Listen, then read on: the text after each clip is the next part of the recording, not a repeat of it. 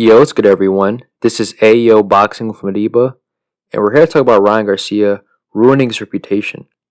So, the test results of the B sample came out yesterday, and as expected, it came back positive. This is not surprising because B samples are always the same result as the A sample, and because of this, a lot of people think that Ryan is guilty. However, Ryan did an independent hair test, and the results came back negative, and because of this, a lot of people think that Ryan is innocent now.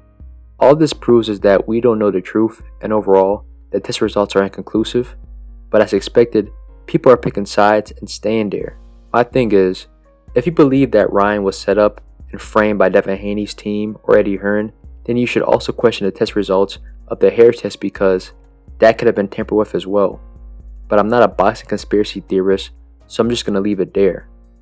I'm just going to wait until more information comes out to form a real opinion.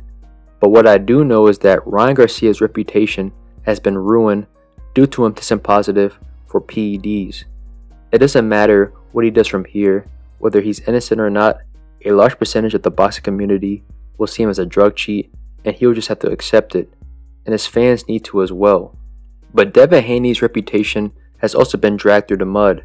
Despite being the one who lost, his perception to a lot of boxing fans has changed for the worse due to the situation.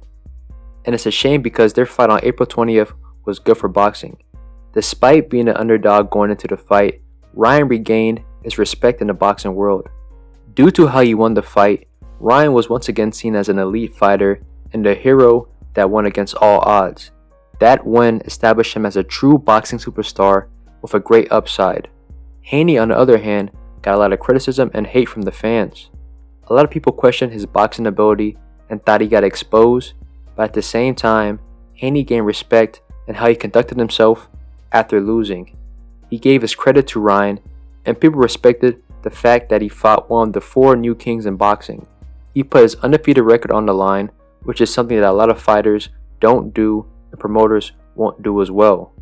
I had an issue with how some people talked about the fight, especially on Devin Haney, but I love the fight in general. It got me back into boxing. However, these PED results and following allegations ruined that fight, and it will now live in controversy. Like stated before, Ryan will be seen as a drug cheat for the rest of his career. This is something that he can't live down, and it will be used against him whenever possible. But the biggest problem is the penalties that he might get. There's a strong possibility that he will get suspended from boxing and could be out of the ring for several months and maybe years. It doesn't matter how many people try to excuse or downplay PEDs. Taking PEDs in boxing is a disgrace in this day and age. It's already bad that Ryan came in overweight on purpose, but this is more serious. And along with his pre-fight and post-fight social media antics, I wouldn't be surprised if he gets suspended. It's not a good look for boxing at all. People already see it as a corrupt sport, and letting him walk away free would add to this notion, which sucks for him and for the sport as a whole, because Ryan is a big name. There's a strong possibility that Ryan Garcia accidentally consumed a contaminated substance because ostarine is supposedly in a lot of supplements and it's not listed as an ingredient. This is what a lot of people believe in, but we don't know the actual truth.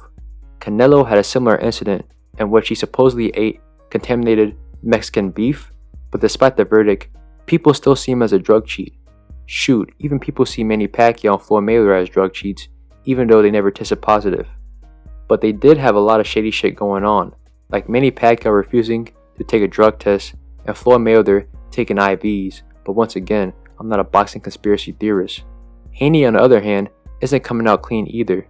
When the initial news broke out that Ryan Garcia tested positive, many people believed that those test results were tampered on the behalf of Haney's team, implying that Haney was trying to cheat Ryan out of his win, but irrespective to those narratives, Haney's behavior has soured a lot of fans.